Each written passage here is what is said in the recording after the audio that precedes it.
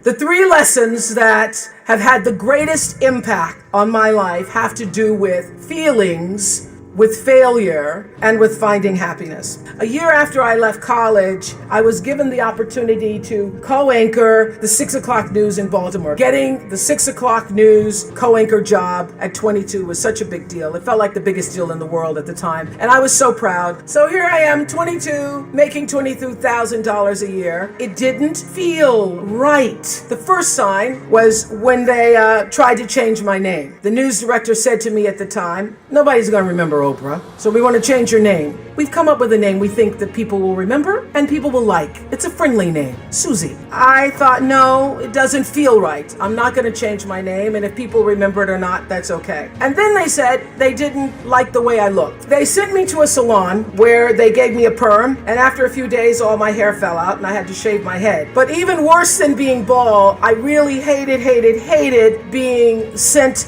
to report on other people's tragedies as a part of my daily duty, knowing that I was just expected to observe when everything in my instinct told me that I should be doing something. I should be lending a hand. I'd cover a fire, and then I'd go back and I'd try to give the victims blankets. I wouldn't be able to sleep at night because of all the things I was covering during the day. And my boss was saying, "This is the nightly news. You're an anchor, not a social worker. Just do your job." So I was juggling these messages of expectation and obligation and feeling really miserable with myself. And after 8 months, I lost that job. They said I was too emotional. I was too much. But since they didn't want to pay out the contract, they put me on a talk show in Baltimore. And the moment I sat down on that show, the moment I did, I felt like I'd come home. I realized that TV could be more than just a playground, but a platform for service, for helping other people live their lives. And the moment I sat down doing that talk show, it felt like breathing. It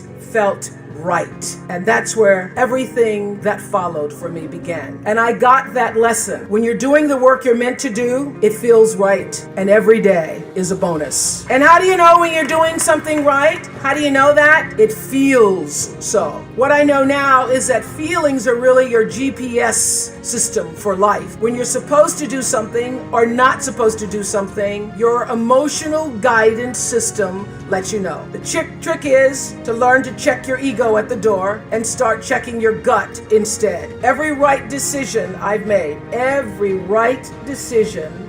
ever made has come from my gut. And every wrong decision I've ever made was a result of me not listening to the greater voice of myself. If it doesn't feel right, don't do it. That's the lesson. So I say to you, forget about the fast lane. If you really want to fly, just harness your power to your passion. Honor your calling. Everybody has one. Trust your heart and success will come to you. So lesson 1, follow your feelings.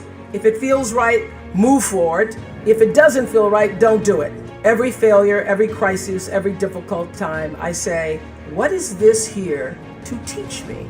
And as soon as you get the lesson, you get to move on. If you really get the lesson, you pass and you don't have to repeat the class. And what I found is that difficulties come when you don't pay attention to life's whisper, because life always whispers to you first. And if you ignore the whisper, sooner or later, you'll get a scream. Whatever you resist persists, but if you ask the right question, not why is this happening, but what is this here to teach me? What is this here to teach me? It puts you in the place and space to get the lesson you need. My friend Eckhart Tolle, who's written this wonderful book called A New Earth, he puts it like this. He says, don't react against a bad situation, merge with that situation instead, and the solution will arise from the challenge. Because surrendering yourself doesn't mean giving up, it means acting with responsibility.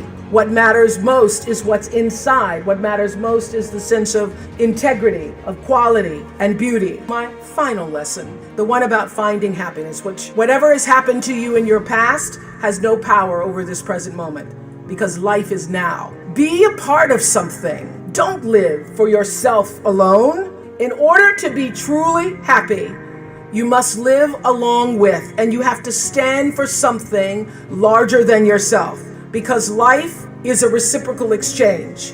To move forward, you have to give back. And to me, that is the greatest lesson of life. To be happy, you have to give something back.